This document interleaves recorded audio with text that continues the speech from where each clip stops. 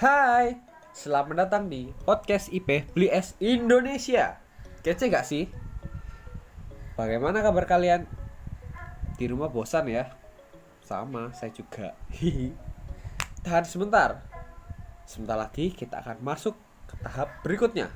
Aku harap kalian tetap sehat selalu ya. Oh ya, sebelum masuk ke dalam hal-hal podcast yang lebih lanjut, perkenalkan, nama saya Ricky Daud Nelson Silalahi dari SMA Stella Maris Surabaya. Saya Zevanya Natania Candy dari SMA Stella Maris. Dan saya Stefani Laksana dari SMA Stella Maris. Kalian tahu nggak kita akan membahas apa pada hari ini? Taulah, kita akan membahas arti dari Indonesia kece. Iya bener. Ngomong-ngomong, saya mengundang teman saya sebagai narasumber, yaitu Aurora Beatrice dari SMA Negeri 11. Halo semua, salam kenal. Namaku Aurora Beatrice, biasa dipanggil Beatrice. Nah, kita sudah perkenalan. Sekarang, saya mau bertanya, Indonesia itu seperti apa sih menurut kalian? Kalau menurutku ya, Indonesia itu negara yang memiliki banyak tempat wisata yang bagus. Contohnya yang pertama, Raja Ampat. Merupakan kumpulan dari pulau-pulau di ujung Papua. Raja Ampat memiliki 610 pulau yang sangat indah. Di antaranya adalah Pulau Misol, Pulau Salawati, Pulau Balanta, dan Pulau Waikio. Tempat ini dikenal sebagai salah satu lokasi menyelam yang bagus dan terbaik di dunia.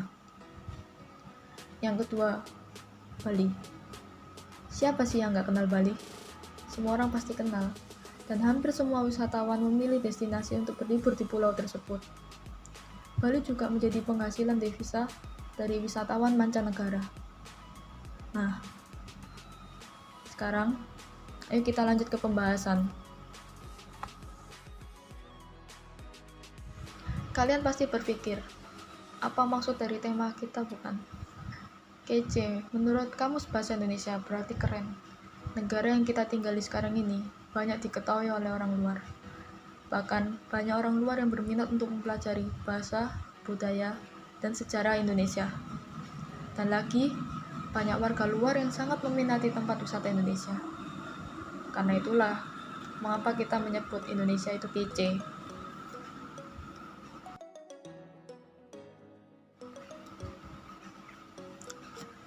Sekarang, dilihat dari sumber daya alam yang banyak dan cukup untuk memenuhi kebutuhan dalam negeri, sehingga Indonesia menjadi salah satu produsen penghasil sumber daya alam yang diakui dunia.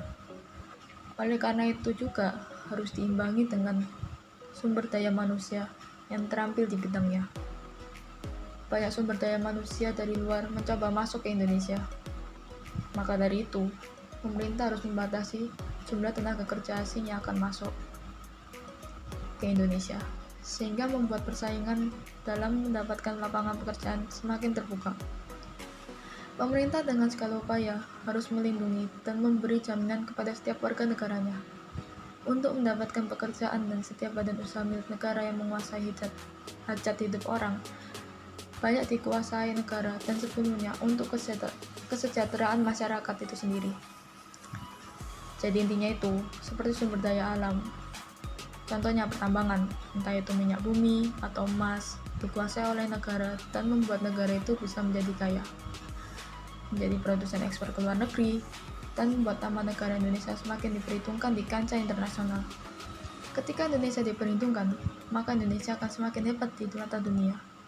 Apakah itu termasuk Indonesia kece? Iya, karena menurut saya dengan adanya pengolahan sumber daya alam yang benar dan pengeksporan, nama Indonesia semakin diketahui oleh banyak orang dan tentunya diketahui oleh banyak negara.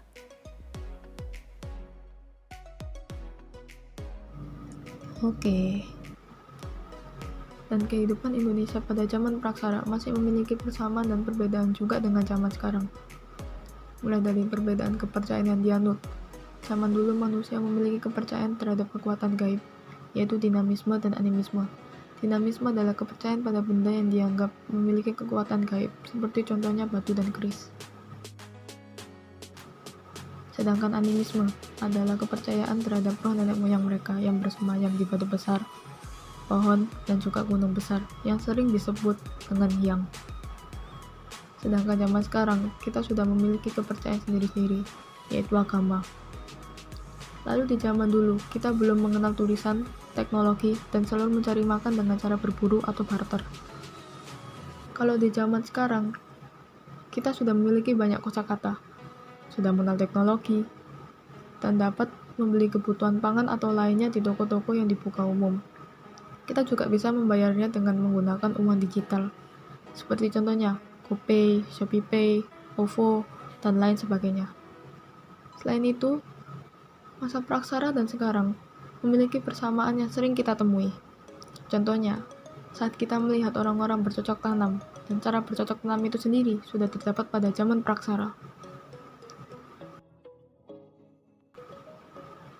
Nah, pada masa praksara, manusia mempunyai agama animisme dan dinamisme. Sedangkan di zaman sekarang, masyarakat mempunyai agama. Di negara Indonesia khususnya, ada 6 agama. Pertanyaannya, pada zaman transisi seperti itu, apa yang mendasari manusia untuk menciptakan sebuah agama? Karena manusia berpikir ada kekuatan yang lebih besar dari dirinya dan keinginan untuk mencari perlindungan atas kekuatan tersebut. Roh nenek moyang mereka yang menjaga mereka, serta beberapa kepercayaan yang lain. Sekarang, ada yang tahu nggak wawasan Nusantara itu apa? Wawasan Nusantara itu cara pandang bangsa Indonesia terhadap rakyat, bangsa, dan wilayah negara Indonesia yang meliputi darat, laut, dan udara di atasnya sebagai satu kesatuan politik, ekonomi, sosial, budaya, dan pertahanan keamanan. Dalam bidang ekonomi, penerapan wawasan Nusantara berguna untuk mencapai tujuan ekonomi bangsa Indonesia. Penerapannya bisa menjamin terbentuknya tatanan ekonomi yang merata di setiap daerah agar terciptanya kesejahteraan dan kemakmuran bangsa Indonesia.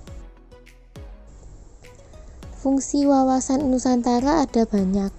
Yang pertama, sebagai konsepsi ketahanan nasional. Yang kedua, sebagai wawasan pembangunan. Yang ketiga, sebagai wawasan pertahanan dan keamanan negara. Dan yang terakhir, sebagai wawasan kewilayahan. Nah, aku ada pertanyaan. Menurut pendapatmu, gimana sih peran wawasan Nusantara terhadap aspek ekonomi kehidupan bernegara Indonesia?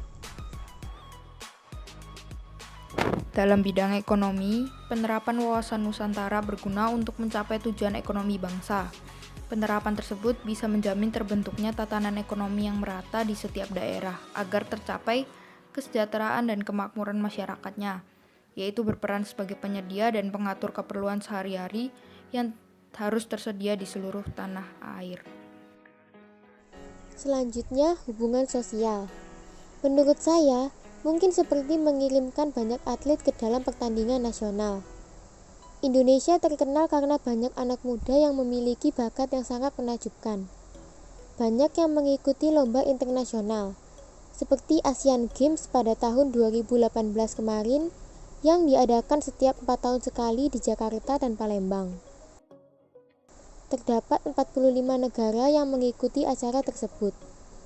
Diakui ASEAN, olahraga menjadi salah satu instrumen paling efektif dalam membawa interaksi yang lebih besar bagi negara-negara ASEAN. Jadi, bagaimana menurut kamu tentang hal ini? Apakah masuk akal? Menurut saya, dengan adanya perlombaan antar negara, contohnya Asian Games, ini tentu bisa mempererat hubungan, bukan hanya untuk peserta atau masyarakatnya saja, tetapi juga pemimpinnya. Menurut saya, itu sangat masuk akal. Begitu ya menurutmu? Menurutku juga masuk akal sih. Karena dengan mengadakan kegiatan seperti ini, membuat para peserta mengenal lebih dalam dan hubungan antar negara menjadi lebih erat. Nah, benar kan? Dengan adanya kegiatan-kegiatan seperti ini, para peserta dan juga masyarakatnya bisa mengenal lebih jauh budaya-budaya dari negara-negara yang berbeda tentunya. Lalu, untuk membuka tempat wisata baru yang belum direlokasikan sama pemerintah, kita sekarang tahu kalau masih banyak tempat wisata yang belum diambil alih oleh pemerintah pusat ataupun pemerintah daerah loh. Sehingga kita akan membuka atau menyewa tempat wisata baru. Surat perizinan akan dikerjakan agar banyak para wisatawan dapat berkunjung. Kita harus memikirkan pemasarannya juga loh, dengan cara pengenalan produk, pemasaran. Kita harus menonjolkan keunggulan dari suatu tempat yang dipasarkan. Jika kita membuka tempat wisata baru, kita akan mendapatkan keuntungan seperti modal di awal kita kira-kira 5 miliar rupiah lah untuk lahan dan bangunan saja. Jika dikenakan pajak daerah sebesar 10%, maka sekitar 500 juta buat perizinannya saja. Tetapi jangan lupa, kita akan mendapatkan income yang lebih besar dari harga tiket masuknya. Belum juga dari vendor, kerjasama yang lain seperti tempatnya, lingkungan, dan lain-lain. Iklan siaran juga bisa loh. Menggunakan radio sebagai media pemasaran merupakan salah satu bentuk iklan berbayar yang paling umum. Seperti radio yang berada di mobil, hal itu bisa membuat keluarga yang sedang berlibur memiliki tujuan pergi ke tempat tersebut karena ya mungkin tertarik juga dengan pemasaran dari tempat wisata itu.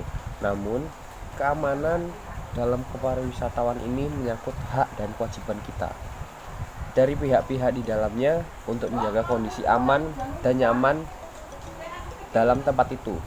Salah satunya hak untuk memperoleh perlindungan hukum dan keamanan serta mendapatkan asuransi tinggi. Untuk kegiatan pariwisatawan yang berisiko tinggi, menurut kalian apa sih maksud dari pariwisata yang berisiko tinggi? Menurut saya, pariwisata berisiko tinggi itu contohnya wisata para layang, bungee jumping, atau warung jeram, dan lain-lain. Keamanan dari wisata seperti contoh tadi itu berisiko tinggi. Pariwisata kayak gini harus memiliki keamanan yang cukup tinggi karena membahayakan pengunjung. Nah, hal tersebut bisa dipertimbangkan lagi. Selain membahas tentang pertanyaan-pertanyaan tadi, kita akan membahas tentang produk kita loh, yaitu podcast. Dengan biasanya merupakan rekaman asli audio atau video. Tetapi bisa juga merupakan rekaman siaran langsung, televisi atau program radio, kuliah, pertunjukan, atau acara lain lah. Mungkin kalian sering mendengar podcast di aplikasi-aplikasi yang tersedia di Play Store atau App Store, yaitu mungkin Spotify, YouTube, Spoon, dan whatever aplikasi lainnya. Dan mungkin itu tentang cinta, sejarah, motivasi, atau apapun itu. Namun pernahkah kalian berpikir untuk mencoba membuatnya sendiri? Nah, sekarang kita akan memberitahu tipsnya. Yang pertama, siapkan narasi atau topik sesuai dengan tema yang kalian akan tentukan untuk dibuat podcast tersebut. Yang kedua, lakukan perekaman suara sesuai urutan narasi yang sudah dibuat, boleh sendiri atau dengan teman atau dengan keluarga maybe. Dan yang ketiga, setelah merekam suara, baiknya diedit terlebih dahulu sebelum diupload ke aplikasi-aplikasi yang sudah kalian siapkan atau kalian download di perangkat kalian masing-masing. Bagaimana menurut kalian? Mudah bukan? Nah, dari semua hal yang sudah kita bahas dan pertanyaan sudah kita jawab, saya bisa menyimpulkan kalau pada zaman dahulu atau zaman praksara, kita hanya bisa berbicara dengan satu bahasa. Sedangkan pada zaman sekarang, kita bisa berbicara dengan beribu bahasa. Lalu, semakin hari teknologi semakin berkembang. Bahkan saat membeli sesuatu, kita bisa menggunakan uang digital. Dan prestasi yang diraih anak-anak bangsa bisa mengharumkan nama Indonesia, sekaligus menjadikan Indonesia negara yang akan lebih maju ke depannya.